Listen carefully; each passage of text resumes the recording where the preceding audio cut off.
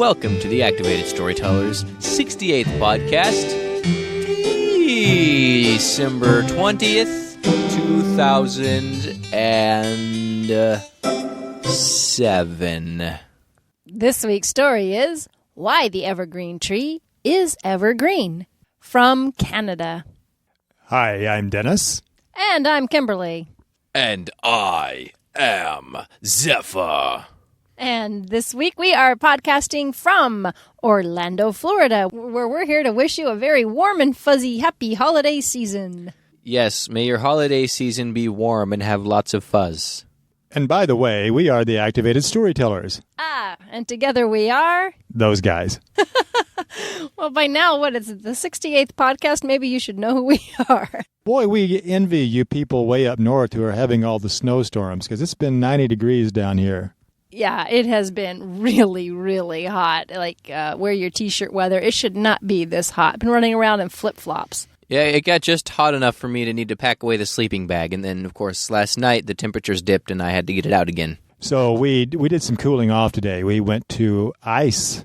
Yes, we did. It was 9 degrees at this exhibit. It's called Ice, and we didn't know what it was at first. We saw ice, and we're like, what's that? Ice skating? I don't know. So we found out it is ice sculpture. It's not exactly interactive, although there is one thing, that there is a slide. There's an ice slide that you get to go down. That's a lot of fun. But this exhibit was carved by artisans who were brought over from China. And this ice sculpture is an art form that goes back at least 400 years to Harbin, China, where they have a big ice festival every year.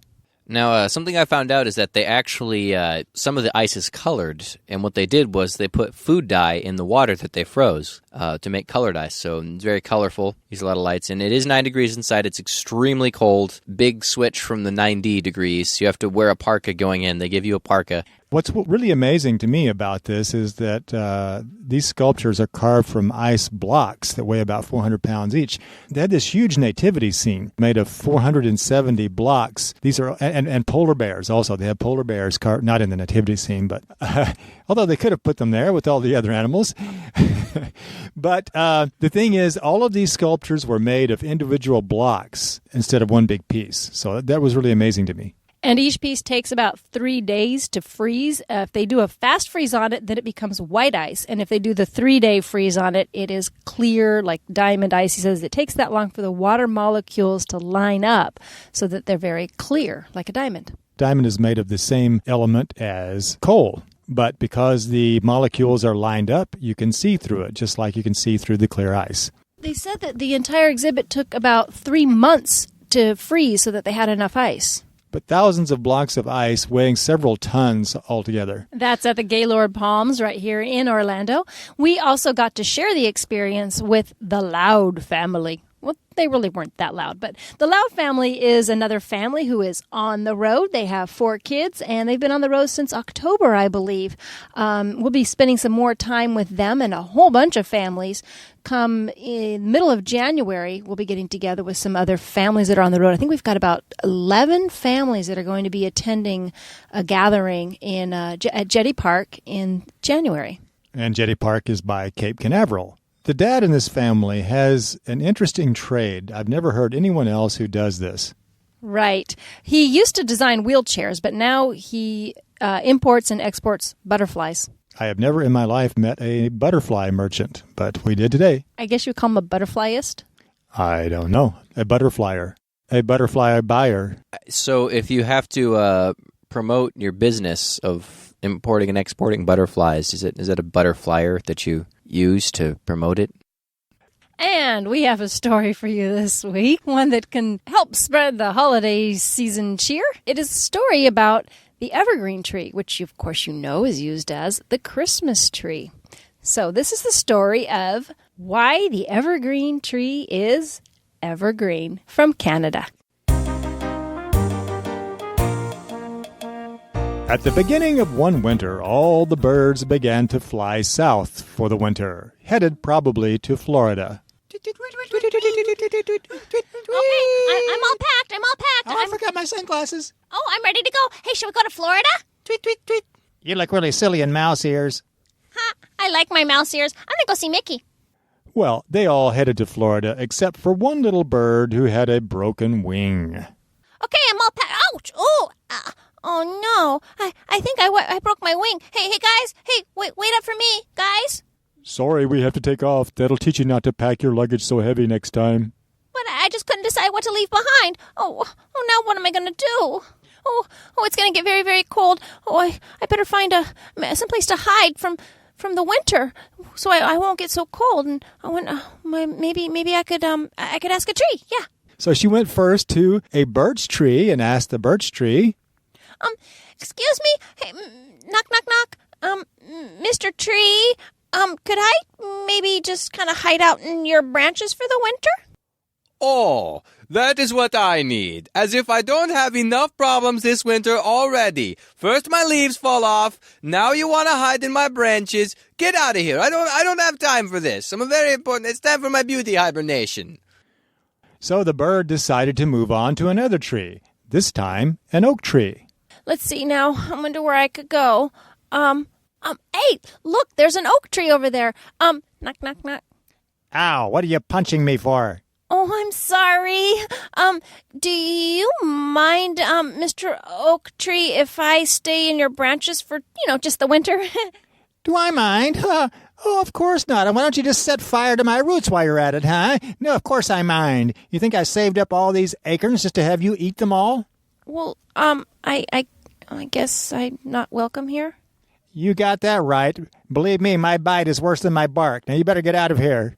Oh, now what am I going to do? I can't fly south, and winter's just about here.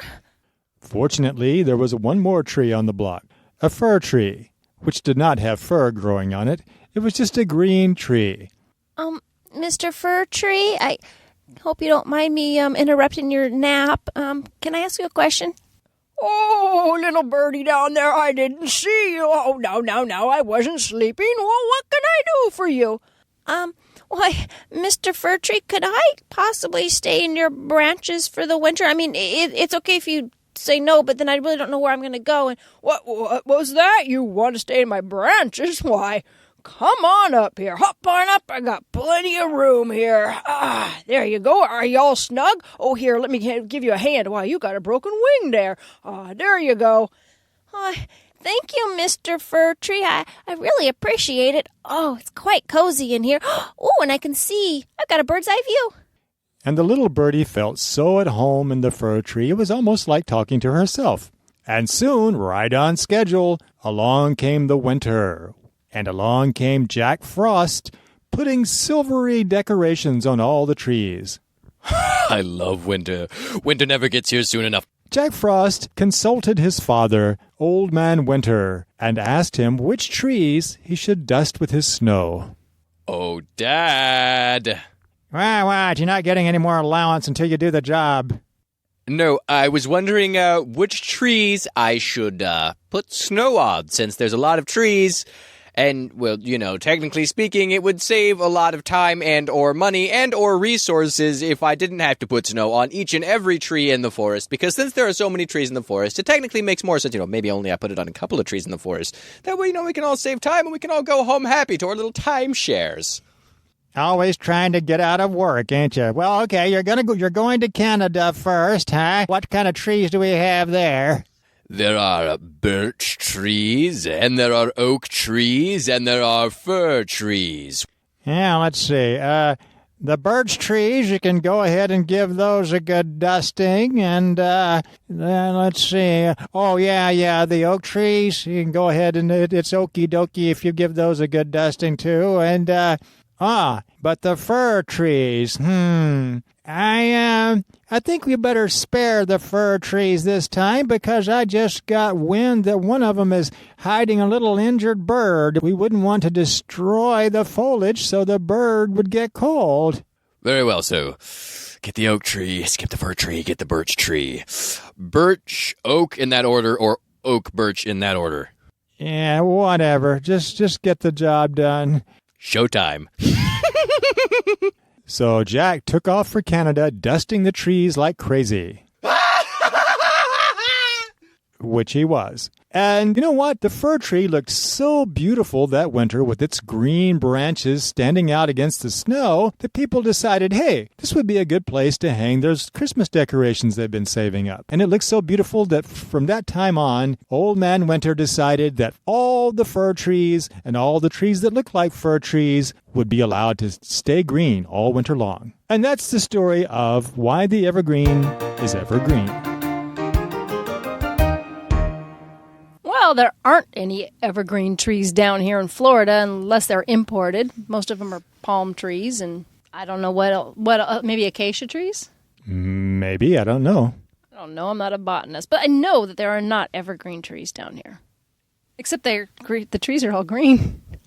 Okay, we do have holidays coming up. We have all those year-end holidays. We have Yuletide, we have Christmas, we have Hanukkah, we have Kwanzaa, we have New Year's coming up. All kinds of holidays. This will be our last podcast for the year. Oh, that's right. So everybody, happy holidays. And coming up next year in January, we do have a show that's open to the public. It will be on January 12th at the Miami Lakes Library. Oh, don't tell me. That's somewhere near Miami. I think it is, yes. This week we are exchanging a promo with another podcast, and this podcast is dedicated to the TV series Buffy the Vampire Slayer. The following is brought to you by BuffyBetweenTheLines.com. Gee, Warren, what do you want to do tonight? Same thing we do every night, Andrew. Dress up and reenact scenes from Star Wars? That, and try and take over the world. Argue over who's the best Bond. Dalton! Buffy Between the Lines, www.BuffyBetweenTheLines.com. Okay. See you next year. The Activated Storytellers perform at schools and libraries nationwide.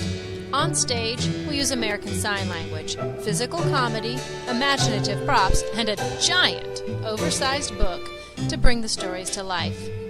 For booking information, check our website at www.activated-storytellers.com, where you can also find out when the Activated Storytellers will be performing near you.